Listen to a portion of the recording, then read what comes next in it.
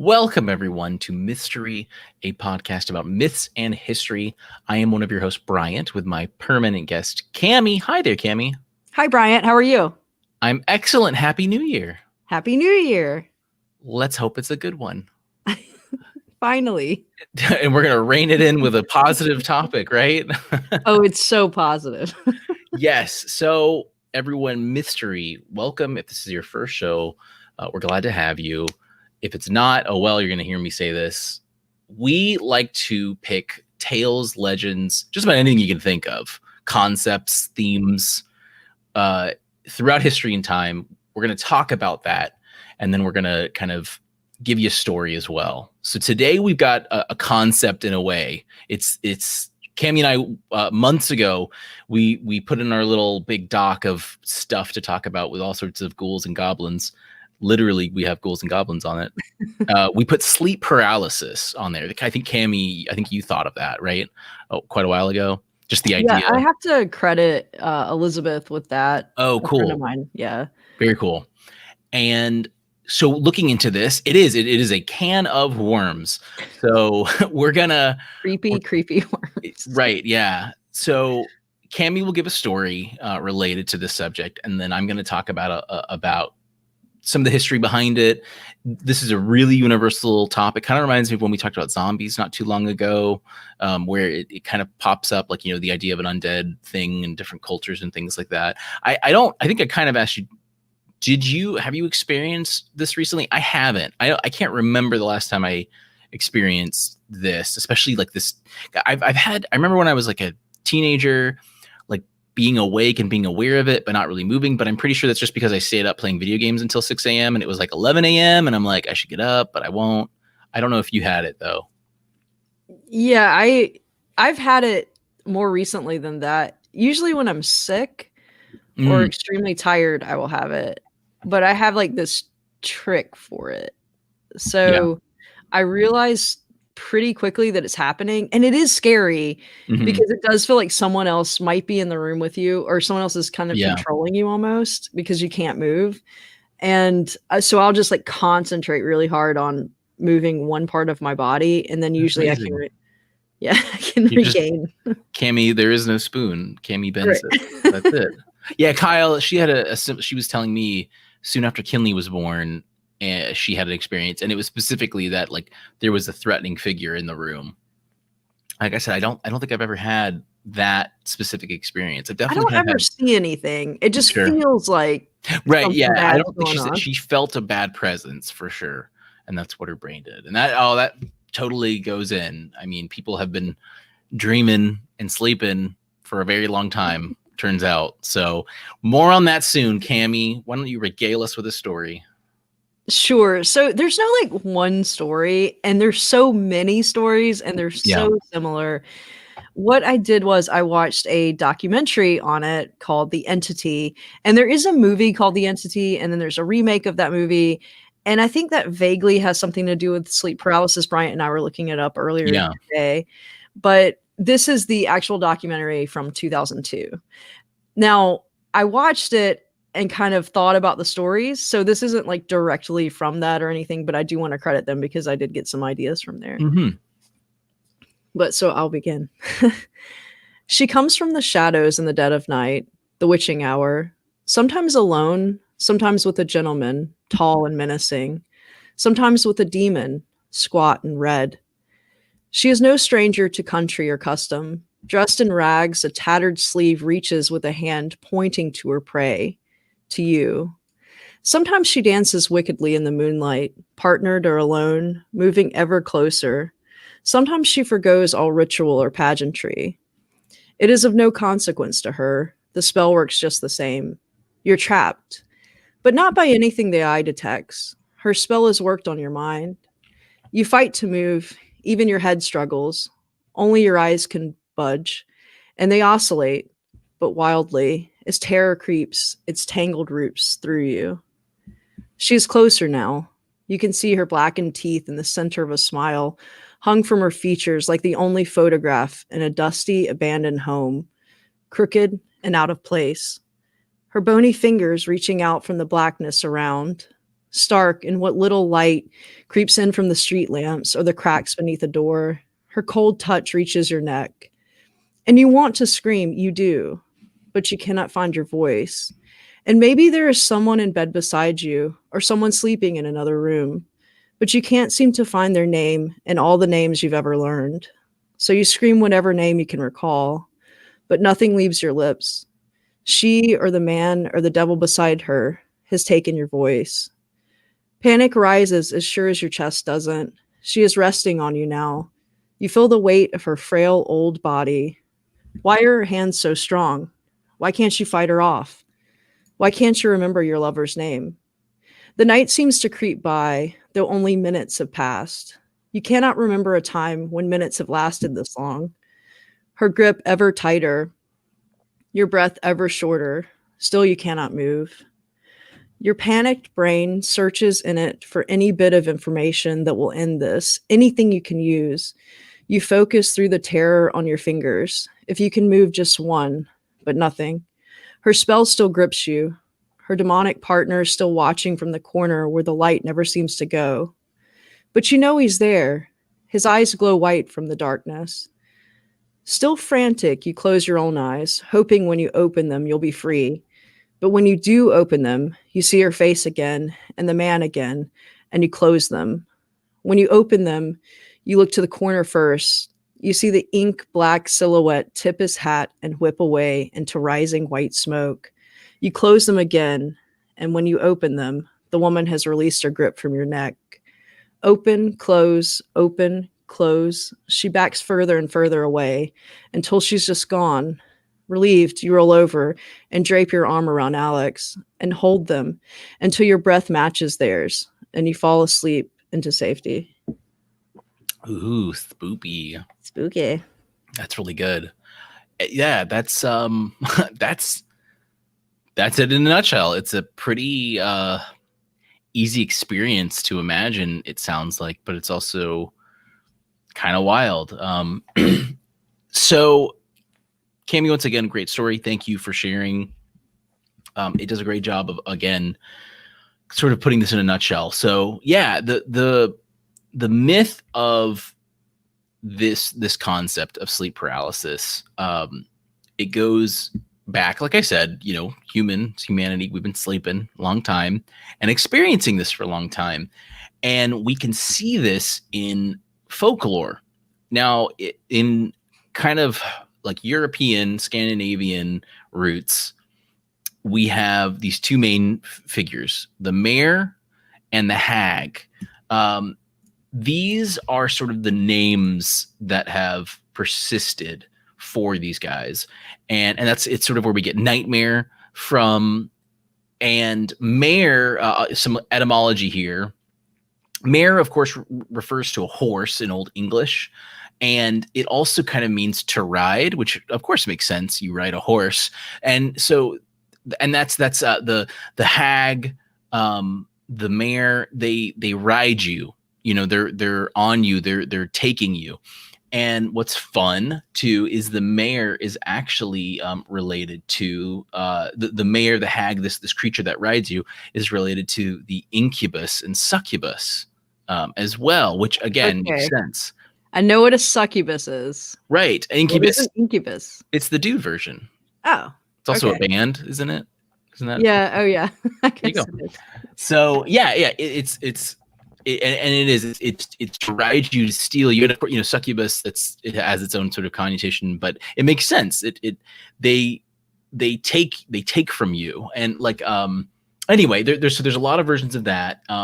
What's really cool about Hag too, as I was looking at etymology up, Hag comes from Middle English, and it's refers to like what we kind of say now as like that she's a hag, a ugly old woman is what it's going to refer to, like in story and literature and stuff.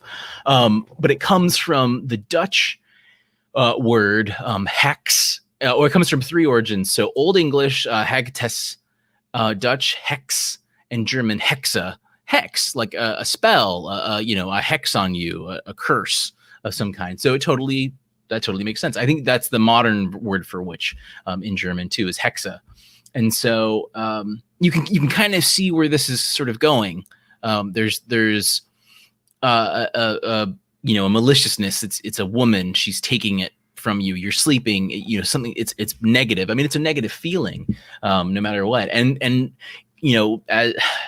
as recent as today, but like in the 17th and 18th century, we have paintings that depict this, where it's this demonic creature sitting on your chest and taking you. But this is a very persistent thing. And so I've got a couple sources here. I started with Wikipedia, of course.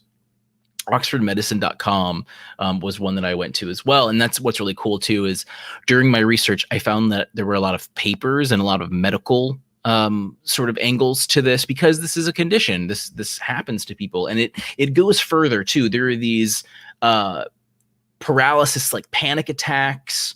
There's a lot. Sleep paralysis disorder is what it's really connected to as well. But beyond the medical and health sort of aspect to it, it is really, it's wild to see how many cultures have their own sort of version of this, and in a mythological sense too. One of my favorites was the Brazilian pisadeira. She who steps is what it means, and it's apparently a tall, skinny woman with long, dirty nails, white tangled hair. Sounds like the witch from Left 4 Dead 2 or Left 4 Dead. And so I'm going to quote here. She lives over the roofs, waiting to step on the chest of those who sleep with a full stomach. That's the prerequisite. You've got to eat until you're sick, and then she'll be like, you know what, you son of a bitch, too many calories. So yeah, sleep paralysis, Oxford Med says, is the original nightmare. And what I like is they mention how Lilith, the ancient, biblical Mesopotamian 2500 BC referenced thing in the very famous Sumerian list of kings. That's like the hard evidence that we have of her being referenced. She is related to the concept of a succubus and an incubus. So this goes pretty deep if we make these kind of weird connections and lines that we're crossing over. So it goes as far back as that, even further, I'm sure. And then today it's sort of taken on, they didn't give too many examples really, and I couldn't find any, but alien abductions, ghost, shadow people, that's kind of, it's evolved. It's persistent. Again, this is still happening to people. This isn't going away. And so the explanations kind of change. It's just really cool. Canadian Eskimos, this was another website it's actually a Gov website, ncbi.nlm.nih. It's a health institute thing. They mention how Canadian Eskimos attribute sleep paralysis to the spells of shamans. Japanese tradition, it's a vengeful spirit who suffocates their enemies. In Nigerian culture, a female demon attacks during dreaming and provokes paralysis. So we've mentioned this word before on the show, mytheme, all one word, not mytheme. We'll always say that too. This is a textbook definition of mytheme. So a mytheme is like an idea that occurs in multiple societies and cultures, but independent of one another. So, this concept, this phenomenon, sleep paralysis, happens regardless of if these Nigerian cultures and Japanese cultures had contact, but they had this explanation that's similar, and especially in the Nigerian one, it's specifically a female demon, where the hag, the mare, usually a woman, that sort of thing. So that's what I really love about this one, is just the way that it goes. And again, there's another website I used, Welcome Collection. I had to Google this. I found this one because I was like, why does sleep paralysis happen? And it occurs when the brain and body are not in sync during the sleep process. That's it, kind of in a nutshell, is what they said. And then they reminded me as well, from ancient Mesopotamia, so 2000 BCE into the Roman Empire, the incubus succubus is where what rules, and that sounds very Latin in a way, and it originates from the Latin to sit on. The incubus sat on top of your chest, inducing horrifying dreams and physical immobility. So we do have this really cool old root system to how these myths evolved. And I forgot, they mentioned too, the word Mare also can mean, from Old Norse, it could be related to the verb marin, which means crusher. So it's, yeah, the riding, the crushing, stepping, this keeps coming in, like from the Brazilian culture and so on and so forth. So, and they also mention how the concept has evolved from a demon sitting on your chest to aliens, unidentified flying humans sitting on your chest. A lot of aliens in like the 90s, right? Yeah, nothing else going on then. So, yeah, this is just really cool. We could definitely do like episodes on some of these. One really cool thing is, Cammy and I, we're from South Carolina. That's where we are right now. And the hag, or a boo hag specifically, is local to Gullah culture, so Southern African American culture, but it's also around in some like British Canada provinces, old colonial territories, and in the South, in like South Carolina and stuff. So it looks like, and which comes directly from the English colonial connection, is this concept of the hag. And the boo hag, very much so, is kind of mystified in folklore. What's really cool about the boo hag, if you look at her Wikipedia page, it talks about how the boo hag it's very vampiric. It steals your life, not from blood, but from riding you, taking your breath. So again, it's the taking over your body. You can't do anything about it. And it's cool because it's not blood, it's breath. You can't move, you can't do anything, you can't speak, super cool. I really like this. How persistent these ideas are and how they come through, and they just evolved in a lot of different ways. Yeah, it's great. I love I've got like the old pictures and stuff, and it's just it's bizarre, like, to see the interpretations of these little demons sitting on people and just staring on them, and the people look anguished and scared and horrible. But yeah, I really like this. Yeah, the old hag ridden, all that kind of comes from Anglophone North America, directly from England, from English culture, getting mixed in with some other folklore, and then it kind of evolved on its own. And that's really where we get like the modern day idea of hag and stuff like that. So yeah, that's kind of everything in a nutshell for me. I kind of feel like I'm missing out that I haven't had this experience, and I'm probably jinxing myself now. It's so creepy. Yeah, it really is. On your back. It always happens to me if I'm sleeping on my back. Yeah, I'm a side sleeper. Oh, also, supposedly, this is like folklore stuff that I've heard a couple people say when I spoke to them about sleep paralysis. Mm-hmm. But cats protect you from it. So if you have a cat, you don't get it because that's cool. Protecting you. Yeah. And that's in the Mare. I think it was the Mare section. There's all sorts of crazy things that people would do to stave off the Mare, like tying ribbons, and the Mare could even affect horses as well, because so I guess sometimes they'd wake up and their horses would be like dripping with sweat and would be tired, and so obviously something rode it, so that might be where the horse Mare connection even goes further, not just from like a verb meaning to ride or something like that. Yeah, it's cool. It reminds me of like fairies too. Like, anything bad happens around, you blame it on the fairies. Like your kids go to the woods to have fun, they don't come back, the fairies took them. Or something happens to your livestock. Something happened to them that was a creature of some kind. Supernatural, yeah. Right, yeah. So it's I like this. But it's so specific, it's the sitting on it. I guess it's just, I like the idea of these cultures from so long ago having, like, I can experience it exactly, people today that's really interesting. It's a phenomenon that can happen today as it did 2000 BCE in the exact same fashion, except I can Google on WebMD my symptoms and they'll say you probably have cancer or had sleep paralysis, one of the two.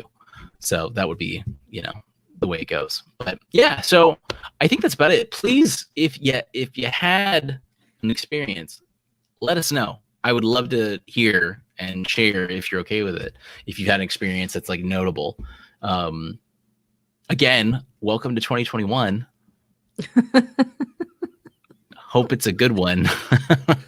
Don't sleep on your back. Right. Don't sleep at all. But yes, thank you everyone for joining us. Cammy, thank you for your story. Everyone, follow us on Facebook, all that stuff. You can watch this on YouTube. If you haven't seen the videos recently, Cammy and I got like an upgraded StreamYard account, so it's fancy and it looks good, and the quality should be, pretty nice as well. So please join us there and on our YouTube channel. Remember, it's Mythstorie, one word, but story has an IE. And don't do what I do and type too quickly and mix up the R and the I, because then it becomes Mythstorie. And that's our French counterpart, and they're busy. They're doing stuff. We're not, they're doing their own thing. But I think that's it, unless I missed something, Cammy. Are we good to go? Yeah, I think we're good. Awesome. Well, everyone, thank you for joining us, and we will see you next time. Oh.